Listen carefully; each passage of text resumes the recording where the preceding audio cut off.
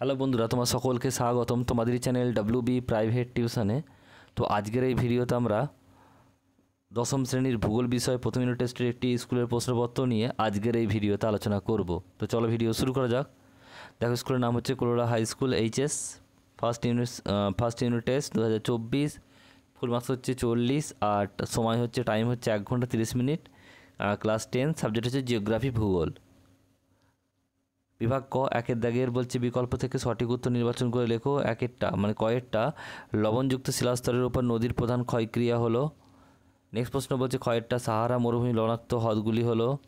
এরপরে প্রশ্ন রয়েছে পরেরটা দেখো, এরপর রয়েছে কয়েকটা বলছে ভারতের মূল ভূখণ্ডের দক্ষিণতম বিন্দু। এরপর রয়েছে দেখো ভারতের সর্বাধিক জলসেচ হয়।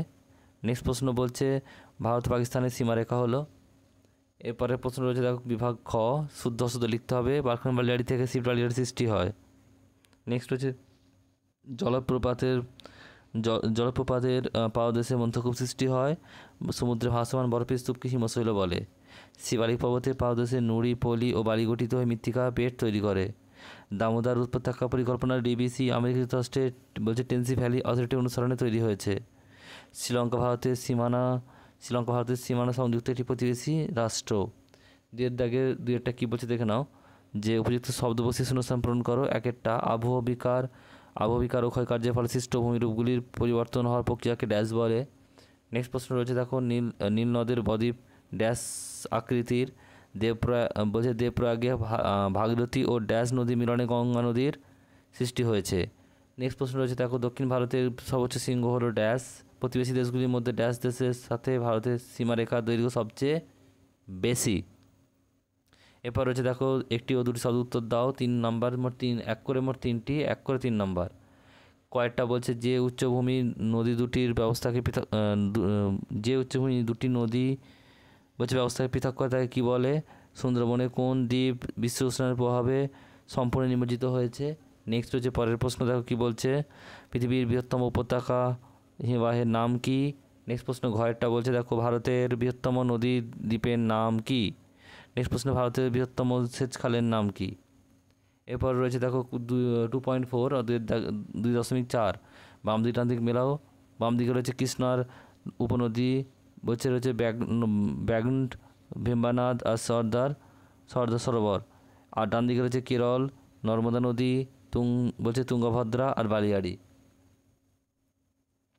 এরপর হচ্ছে বিভাগ গ, 3 দাগের বলছে নিচের প্রশ্নগুলি সংক্ষিপ্ত উত্তর দাও। বিকল্প প্রশ্ন লক্ষণীয়। কয়েকটা বলছে দেখো, মোট 2টি প্রশ্ন করতে হবে, 2 নাম্বার করে, মোট 4 নাম্বার। পর্যায়ের সংজ্ঞা দাও। অথবা রয়েছে দক্ষিণ গোলার্ধে 2টি উষ্ণ মরুভূমির নাম লেখো। তারপরে কয়েকটা হচ্ছে দুন কাকে বলে, অথবা রয়েছে কারেওয়া কাকে বলে। এরপর হচ্ছে 4 দাগের প্রশ্ন বলছে সংক্ষিপ্ত ব্যাখ্যামূলক উত্তর দাও। বিকল্প প্রশ্ন লক্ষণীয়, মোট 3 নাম্বার করে, 2টো আছে, 3 দুগুণে 6 নাম্বার। কয়েকটা বলছে দেখো উষ্ণ মরুভূমি অঞ্চলে বায়ুর ক্ষয়কার্যে প্রাধান্য দেখা যায় কেন? এর সঙ্গে রয়েছে অথবা প্রশ্ন নদী, উপত্যকা ও হিমবাহ উপত্যকা 3টি পার্থক্য লেখো। এরপর রয়েছে ক্ষয়েরটা ভারতের পশ্চিমবাহী নদী মোহনায় বদ্বীপ গড়ে ওঠেনি কেন, ব্যাখ্যা করো।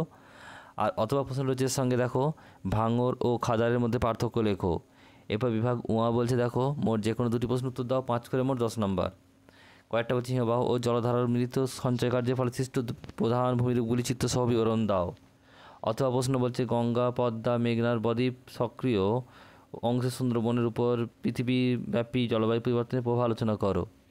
নেক্সট প্রশ্ন দেখো পরেরটা বলছে কয়েকটা ভারতের পূর্ব উপকূলীয় সমভূমি ও পশ্চিম উপকূলীয় সমভূমির মধ্যে পার্থক্য লেখো। নেক্সট হচ্ছে অথবা প্রশ্ন উত্তর ভারতের নদ নদী ও দক্ষিণ ভারতের নদ নদীর মধ্যে তুলনামূলক আলোচনা করো।